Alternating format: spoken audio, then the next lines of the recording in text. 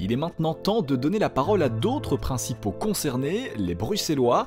Dans les rues de la capitale, nous sommes partis à votre rencontre. Que pensez-vous du plan Good Move ici en plein cœur de la capitale? Je pense que c'est un gros problème parce qu'il crée plus de pollution, parce qu'il y a beaucoup plus de trafic. Les gens sont frustrés, les gens en ont marre de venir sur Bruxelles et donc sur les commerces, sur les livreurs, sur tout le secteur, l'activité à Bruxelles, c'est un gros problème. Et on voit que les gens vont vers les périphéries, dans les centres co à l'extérieur de Bruxelles. Plutôt pourquoi? Parce que je trouve que la circulation actuelle, les voitures prennent beaucoup trop de place. C'est du grand n'importe quoi. En fait, j'ai l'impression que c'est une spirale. On rentre dans une rue et dès qu'on arrive pour finir la rue, un sens interdit. Comme ici à Antoine Dansart, on fait toute la rue Antoine Dansart en venant du canal, donc en venant de la chaussée de Grand Olympique. Toute la rue Antoine Dansart et juste avant d'arriver à la bourse, sens interdit. Et on nous fait quoi? On nous ramène vers la droite et on revient en fait sur nos pas. En fait, moi je peux comprendre les automobilistes qui s'énervent, qui perdent leur sang-froid, qui n'arrivent plus à savoir ce qui se passe dans cette ville et savoir comment changer les choses. Le gouvernement actuel qui est au pouvoir, il doit changer.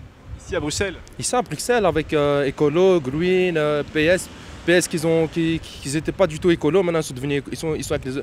On dirait que c'est une secte, je ne sais pas comment vous expliquer, mais il y a tout plein de partis qui essaient de les combattre, mais on est dans une spirale en fait, on n'a aucun pouvoir face à ces personnes.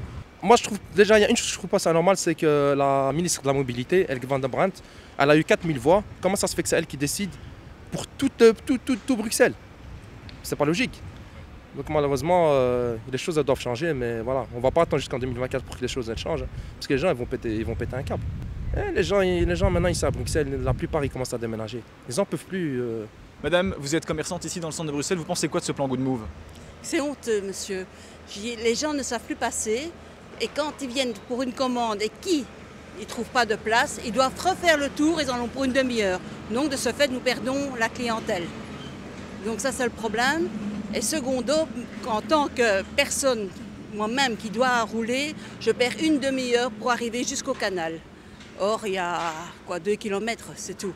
Et quand il y a une ambulance derrière vous qui klaxonne, et que vous ne savez pas ni vous mettre sur le côté gauche ni sur le côté droit, et vous pensez à la personne qui se trouve dans l'ambulance. Là, il risque d'avoir des malheurs, quoi. Vous demandez quoi aux politiques?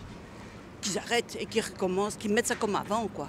Monsieur, je vois que vous êtes cycliste ici en plein cœur de la capitale. Pour ou contre le plan Good Move? Alors je suis pour une réduction du trafic, ça c'est certain. Néanmoins, j'ai un peu du mal avec les décisions qui sont prises, que je ne trouve pas très cohérentes. C'est-à-dire que d'un côté, on va faire des plans Good Move, comme on l'appelle, et de l'autre côté, on va faire disparaître des lieux, des friches, pour y mettre des grands ensembles de résidences avec énormément de parking. Je trouve qu'il y a une incohérence là, c'est-à-dire qu'on essaye de faire du greenwashing avec des effets d'annonce qui n'ont pas du tout fonctionné en Anderlecht, là où j'habite, puisque tout a été enlevé en fait et retiré. On se demande un peu à quoi ça rime.